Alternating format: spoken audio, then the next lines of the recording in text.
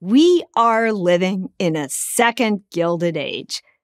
That's the argument of many commentators, especially those who would like to increase taxes on the rich or marshal squadrons of lawyers to mount an antitrust battle against monopolists like Google or Amazon. The reason the commentators cite the Gilded Age is that that period, 1880 to 1900, had its own Elon Musk, Sergey Brin, and Jeff Bezos. These were the titans who built up big steel or the railroads. Our textbooks tell us that those men were robber barons who captured all the wealth. The robber barons locked in their monopolies and barred the door to advancement for everybody else.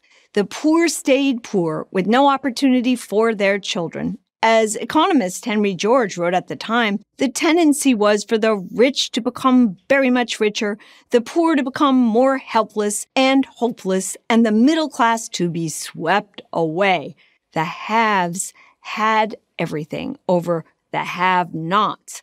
Only antitrust assaults on big companies like Standard Oil or new taxes could make America fairer. Or so say the textbooks.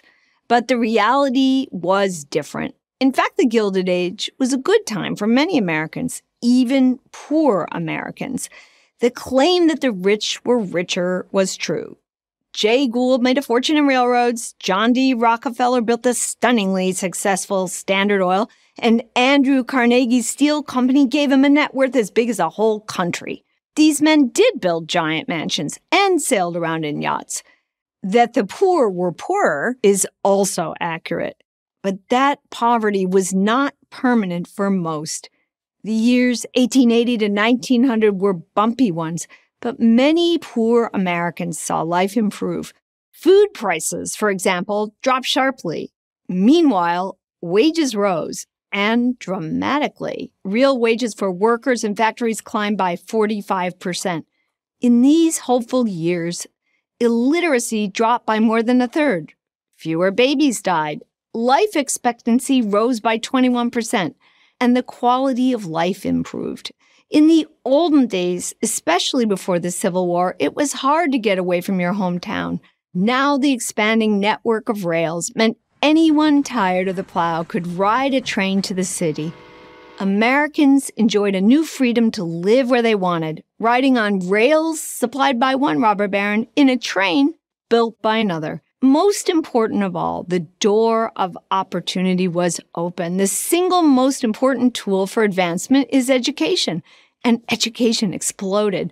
High schools were the engines of education. In the 4 decades after 1870, the number of high schools in America climbed to 10,000 from 500. Immigrants bet that if they did not escape the sweatshop, their children would. And that was a bet they won. And what about those permanent monopolies? It turned out they were not so permanent. And that wasn't because of antitrust action. It was because of competition. The best example was the almighty railroads. Even as Congress passed laws to try to curb big profits, the railroads' power to dominate was already doomed. On the horizon stood the new trucking industry ready to roll in. Of course, politicians ignored these realities. It was more fun to go after the rich with antitrust suits. President Theodore Roosevelt claimed that bringing down trusts would give the worker a square deal. Some say TR's trust busting caused a financial panic, the Panic of 1907.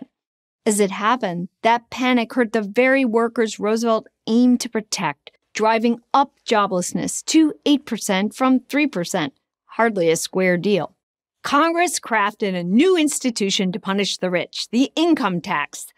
This tax likewise failed to get the result its advocates advertised. Lawmakers insisted on high rates. They made these same arguments we hear today. Higher rates reduce inequality and squeeze money out of the top 1%. In response, however, companies simply curtailed business. At least 1 in 10 men was unemployed. In the 1920s, Congress responded by lowering taxes for top earners. Companies grew, and workers got what mattered more to them, jobs. And along the way came new innovations, such as electricity, even better than kerosene. Given this record, it's surprising that we vilify the Gilded Age. One problem is that most books portray this period as a kind of anti-wealth cartoon. Another problem is our politicians. The story of have and have not is a story that evokes envy, and politicians enjoy playing on our envy. That doesn't mean we have to be played. The years 1880 to 1900 may have been gilded for some, but for many, they were golden. I'm Amity Shlaes, author of Coolidge for Prager University. Thank you for watching this video. To keep PragerU videos free, please consider making a tax-deductible donation.